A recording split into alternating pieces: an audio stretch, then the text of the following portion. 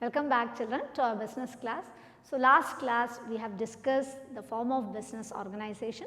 In that sole proprietorship we have discussed in detail the features, merits and demerits. So today we will discuss the next form of business organization, that is partnership.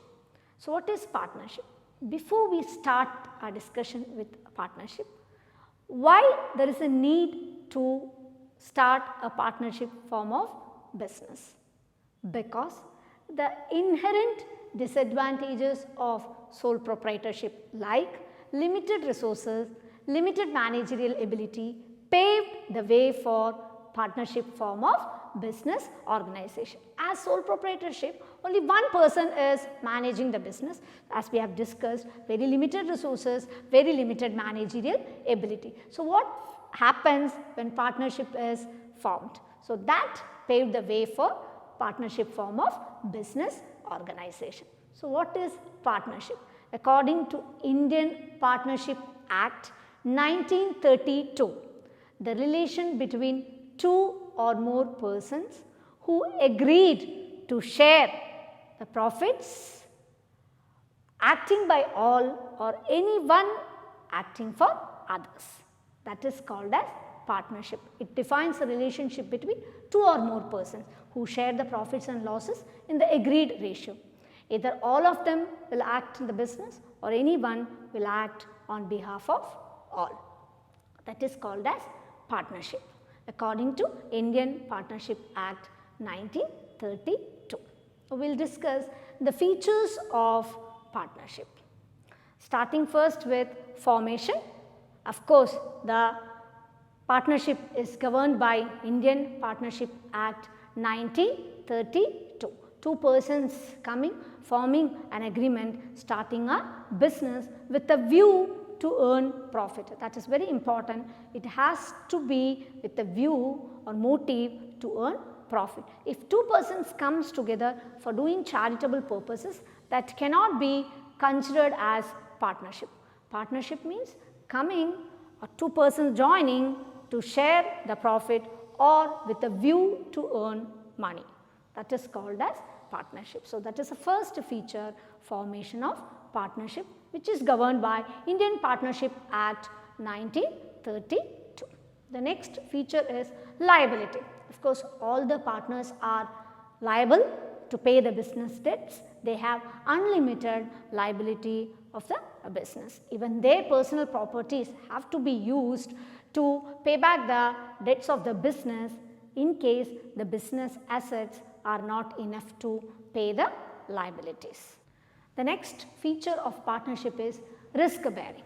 Of course, the partners will share the risk in the agreed ratio. How they are sharing their profits in the agreed ratio? They will bear the risk on a mutual agreement and they will carry out their business accordingly. That is the third feature, that is risk bearing.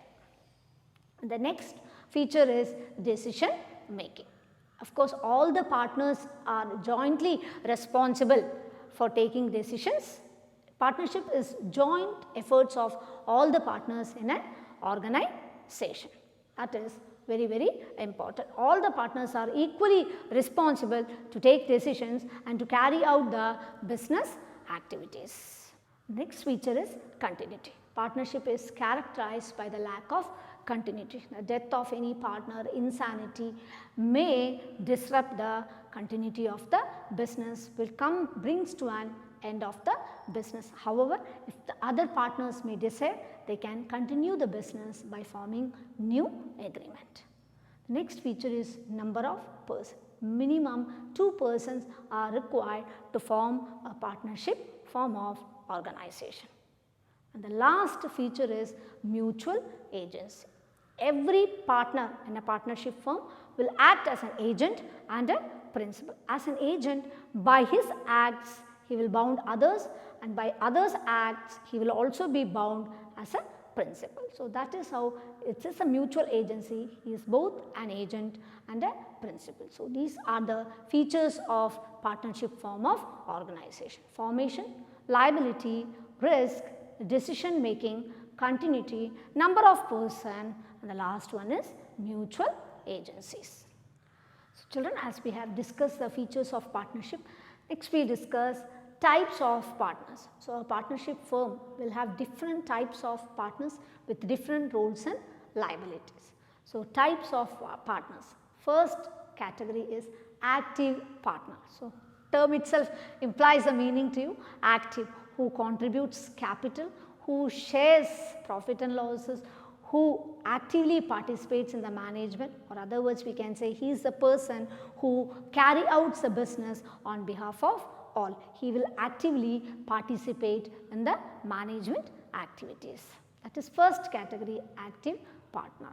Next is sleeping partner. So, sleeping partner is that he contributes capital, he shares profit and losses, of course he will have unlimited liability, but he does not take parts in the management activities. That is the difference between the active and the sleeping partner.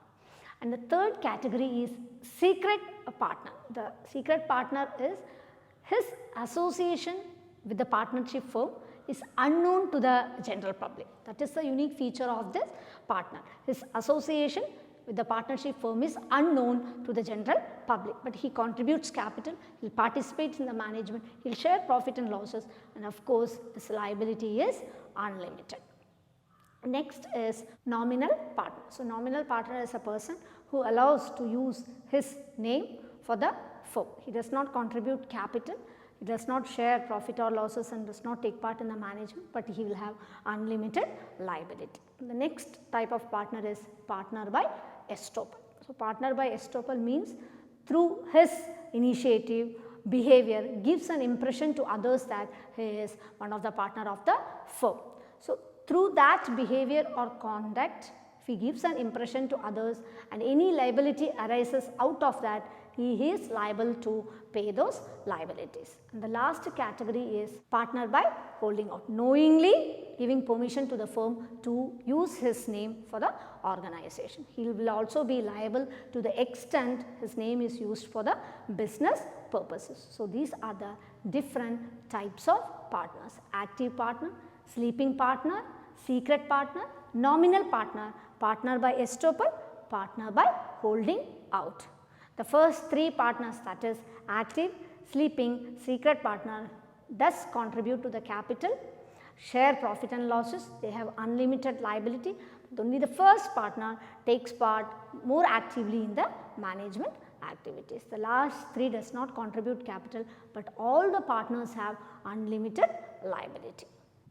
Next we will discuss type of partnership. So, we have discussed so far types of partners. Now, types of partnership.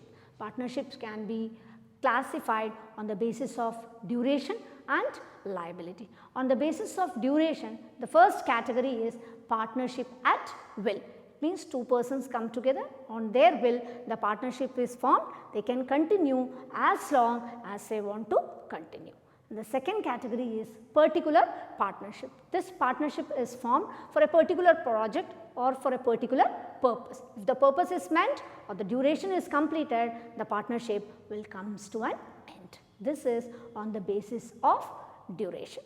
Next category is classification on the basis of liability. General partnership, limited partnership. General partnership, usually all the partners will have unlimited liability and joint liability. But in case of limited partnership, only one partner will have unlimited liability and other partners will have limited liability of the firm. So, these are the categories of partnership. So, today we have discussed what is partnership, features, types of partners, type of partnership. Hope you all enjoyed today's session. That is all for today and we will catch you in next session. Thank you.